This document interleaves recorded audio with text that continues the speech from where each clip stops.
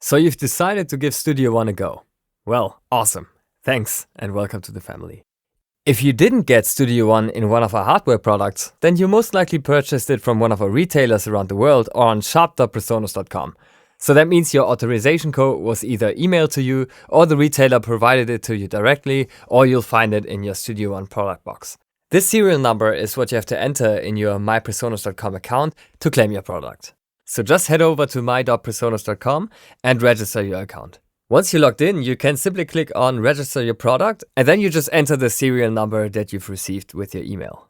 If you've purchased one of our interfaces, mixers or controllers, which all come with Studio One Artist included, then simply state your hardware serial number instead along with the purchase date.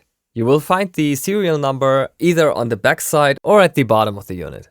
In my case, I've just registered a Studio 26C, and as you can see, that product list doesn't just include Studio One Artist, but also the Studio Magic bundle, which is all these different fantastic plugins from industry-leading developers, and that in itself is already worth $1,000. You're also going to find the manual for your hardware unit, as well as Universal Control, which is our driver software plus control software for your hardware unit, and of course, the Studio One installer. To download, simply click on More Details. This is where you're going to find the installer for Studio One, as well as all the sound sets, which you can also download from Studio One directly, plus many helpful videos from me and other colleagues to keep you going.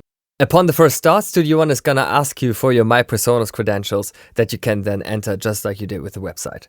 As soon as you've done that, Studio One Artist is going to go ahead and activate itself. And that's it, you just activated Studio One. The installation pop-up should show up right away, and you will be able to install all of your additional content, demos and tutorials. Should you click that away the first time, then you can always access it from the menu bar.